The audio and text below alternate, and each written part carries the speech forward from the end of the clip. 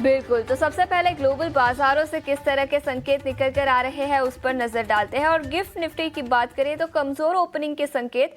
याद रखें कल के सत्र में तेजी थी भारतीय बाजारों में, लेकिन गिफ्ट निफ्टी से कमजोर ओपनिंग के संकेत। करीब 60 अंक गिरकर 24,770 के आसपास कारोबार करता हुआ तो 25,000 के नीचे फिर एक बार गिफ्ट निफ्टी फिसलता हुआ। वहीं एशियाई बाजारों की बात करें तो यहाँ पर कमजोरी दिखी है आज के सत्र में। सबसे पहले जापानीज मार्केट की बात करेंगे। निके 200 से 250 अंकों की गिरावट के साथ आधे % से ज्यादा की गिरावट जापानीज मार्केट यानी निके में दिखी है। वहीं कॉस्पी की बात करें तो यहां पर भी आज सुबह कमजोरी ही निकल कर आई है। तो एशियाई बाजारों से कमजोरी और गिफ्ट निफ्टी से भी सुस्त ओपनिंग के संकेत। 25,000 के नीचे गिफ्ट निफ्टी कारोबार करता हुआ।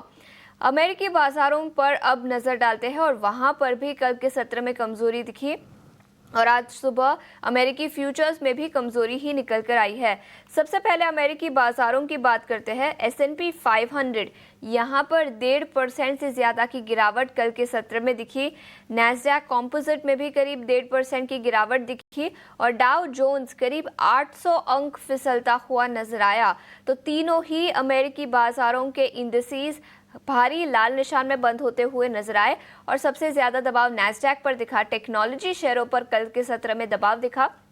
इनफैक्ट एनवीडिया यहाँ पर भी प्रॉफिट बुकिंग दिखी और अगले हफ्ते एनवीडिया के नतीजे आते हुए नजर आएंगे। तो मैनेजमेंट की कमेंट्री क्या निकल कर आती है एआई को लेकर, सेमीकंडक्टर्स को लेकर, उस पर सबकी नजर रहेगी। लेकिन उसके पहले एनवीडिया और एनवीडिया के अलावा कई सारे सेमीकंडक्टर और टेक्नोलॉजी के शेयरों में कल के सत्र में गिरावट दिखी। इनफैक्ट एनवीडिया ही नहीं, एप्पल के शेयर में भी कल के सत्र में कमजोरी दिखी और एनवीडिया के नतीजे अगले हफ्ते आते हुए नजर आएंगे। लेकिन याद रखें पिछले हफ्ते मूडीज ने अपना रेटिंग डाउनग्रेड किया था अमेरिका क्रेडिट के लिए। यूएस क्रेडिट रेटिंग जिसमें कमजोरी दिखी थी, AAA से AA1 उन्होंने रेटिंग किया था और उसके बाद अमेरिकी बाजारों में सुस्ती ही दिखी है। इन्वेस्टर सेंटिमेंट अभी भी कमजोर है जिसके चलते कल के सत्र में भी सुस्ती दिखी। इसके अलावा अमेरिकी फ्यूचर्स की बात करें तो याद रखें वहां पर भी सुस्ती ही निकल कर आई है। नैस्डैक 100 फ्यूचर्स गिरावट के साथ कारोबार। डाउ जोन्स 100 फ्यूचर्स यहां पर भी कमजोरी आज सुबह दिखी है। तो अमेरिकी बाजार कल लाल निशान में बंद हुए। अमेरिकी फ्यूचर्स में भी आज सुबह कोई रिकवरी नहीं दिखी है। लेकिन याद रखें बॉन्ड यील्ड्स पर हम आज चर्चा करेंगे। वहां पर एक सडन स्पाइक दिखा है। अमेरिका की डेट बढ़ने की चिंता के चलते बॉन्ड यील्ड्स में तेजी दिखी है। 30 साल के ट्रेजरी यील्ड्स 5% के पार निकलते हुए नजर आए। वहीं 10 साल के ट्रेजरी यील्ड्स की बात करें तो ये भी फरवरी 2013 से हाईएस्ट लेवल्स पर कारोबार करते हुए 4.61% पे 10 ईयर बॉन्ड्स और 30 ईयर बॉन्ड्स की बात करें तो 5.1% पे कारोबार करते हुए। तो बॉन्ड यील्ड्स में पिछले कुछ दिनों से सडन स्पाइक दिखा है। अमेरिकन डेट को लेकर काफ़ी कंसर्न्स है, ग्रोथ को लेकर काफ़ी कंसर्न्स है, जिसके चलते अमेरिकी बाजारों में पिछले कुछ दिनों से सुस्ती दिखी है और इसी के चलते बॉन्ड यील्ड में भी तेज़ी दिखी है। इसके अलावा डोनाल्ड ट्रंप की कुछ इंपॉर्टेंट कमेंट्री निकल कर आई टैक्स बिल को लेकर। याद रखें जब उन्होंने कैंपेनिंग की थी पिछले साल इलेक्शन के लिए, तभी उन्होंने कहा था कि टैक्स दरें घटाए जाएंगे। अब फाइनली कुछ कमेंट्री निकल कर आई है और डोनाल्ड ट्रंप ने कल कहा कि टैक्स बिल जल्द ही फाइनल हो जाएगा और काफ़ी प्रोग्रेसिव डेवलपमेंट्स हुए हैं टैक्स बिल को लेकर। टैक्स घटाए जाएंगे और इसी को लेकर फिर एक बार चिंता आई है कि अगर टैक्स घटाए जाएंगे, गवर्नमेंट की रेवेन्यू अगर कम होगी तो डेट पर और ज़्यादा इम्पैक्ट दिखेगा और इसी के चलते अमेरिकी बाज़ारों में कल गिरावट दिखी। यूरोपियन मार्केट्स की बात करें तो यहाँ पर मिला जुला कारोबार कल के सत्र में दिखा। फुट्सी सपाट बंद होता हुआ नजर आया। डैक्स में करीब आधे % की तेजी दिखी। लेकिन कैक की बात करें तो यहाँ पर कल के सत्र में कमजोरी दिखी। तो काफ़ी मिला जुला कारोबार यूरोपियन बाजारों में कल के सत्र में दिखा। इसके अलावा कमोडिटी मार्केट्स पर नजर डालते हैं। याद रखिए सोने और चांदी में फिर एक बार कल के सत्र में तेजी दिखी। इनफैक्ट चौथे दिन लगातार सोना और चांदी दोनों ही प्रेशियस मेटल्स हरे निशान में बंद होते हुए नजर आए। तो स्पॉट गोल्ड आज $3,340 पर आउंस के आसपास कारोबार करता हुआ।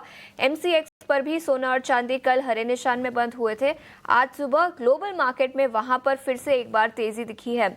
चांदी की बात करें तो स्पॉट चांदी $32.5 पर आउंस के आसपास कारोबार करता हुआ तो अच्छी तेजी प्रेशियस मेटल्स मार्केट में चौथे दिन लगातार यहां पर फिर एक बार तेजी दिखी है। वहीं कच्चे तेल की बात करें तो यहां पर कमजोरी, कल %0.5% से ज्यादा की गिरावट के साथ ब्रेंट क्रूड बंद हुआ था। MCX की बात करें तो ब्रेंट क्रूड ग्लोबल मार्केट में कमजोरी दिखी है और क्रूड MCX में भी कल 0.7% की गिरावट दिखी थी और आज सुबह भी %0.5% की गिरावट के साथ कच्चा तेल कारोबार करता हुआ $65 पर बैरल के नीचे। तो ग्लोबल मार्केट और कमोडिटी मार्केट में काफी एक्शन है। कच्चा तेल फिर एक बार लुढ़कता हुआ, लेकिन सोने और चांदी की तेजी अभी भी कायम दिखती हुई नजर आई। इसके अलावा क्रिप्टो करेंसी और बिटकॉइन पर नजर डालेंगे। याद रखें यहाँ पर कल अच्छी खासी तेजी दिखी। इनफैक्ट बिटकॉइन $1 के पार निकलता हुआ नजर आया और बिटकॉइन ही नहीं, बिटकॉइन के अलावा कई सारे क्रिप्टो करेंसीज में भी करीब 5 से 15% की तेजी कल के सत्र में दिखी। तो हाँ, क्रिप्टो मार्केट में काफ़ी एक्शन है। बिटकॉइन 3.5% चढ़कर $1 लाख के पार निकलता हुआ और बिटकॉइन के अलावा भी कई सारे क्रिप्टो करेंसीज में कल एक्शन दिखा। तो ग्लोबल बाजारों को समअप करें तो हाँ, कमोडिटी मार्केट में एक्शन है। सोने और चांदी में तेजी, ब्रेंट क्रूड में गिरावट, क्रिप्टो करेंसी में फिर एक बार तेजी दिखी है। अमेरिकी बाजारों में डेट को लेकर चिंताएं हैं, जिसके चलते अमेरिकी बाजारों में गिरावट दिखी। आज सुबह अमेरिकी फ्यूचर्स में फिर एक बार गिरावट दिखी है, लेकिन यूरोपियन बाजारों का मिला जुला कारोबार और अगले हफ्ते एनवीडिया के नतीजे आएंगे तो किस तरह के वो नतीजे रहेंगे उस पर भी सबकी नजर रहेगी। इसके अलावा FIIs और DIIs के आंकड़ों पर एक बार नजर डाल लेते हैं। FIIs ने कल, याद रखें, परसों के सत्र में करीब 10,000 करोड़ की बिकवाली दिखी थी, लेकिन कल फिर एक बार पॉजिटिव फिगर आता हुआ नजर आया। करीब 2200 करोड़ के शेयर्स फॉरेन इंस्टीट्यूशनल इन्वेस्टर्स ने कैश मार्केट में कल खरीदे। इसके अलावा DIIs ने करीब 700 करोड़ की खरीदारी कल के सत्र में की। तो दोनों ही FIIs और DIIs के पॉजिटिव फिगर कल के सत्र में निकल कर आए। इसके अलावा इंडेक्स फ्यूचर्स में 200 करोड़ की खरीदारी, इंडेक्स ऑप्शंस में करीब 35,000 करोड़ की खरीदारी दिखी। स्टॉक फ्यूचर्स में 2,000 करोड़ की खरीदारी और स्टॉक ऑप्शंस में करीब 1,600 करोड़ की बिकवाली कल के सत्र में दिखी थी। इसके अलावा 3 स्टॉक्स FNO बैन में रहेंगे आज के सत्र में। तीनों स्टॉक्स पर अपनी नजर रखें, मन्नपुरम फाइनेंस, RBL बैंक और टीटागर वैगन्स। तो तीनों स्टॉक्स पर अपनी नजर रखें। 3 स्टॉक्स, मन्नपुरम फाइनेंस, RBL बैंक और टीटागर वैगन्स।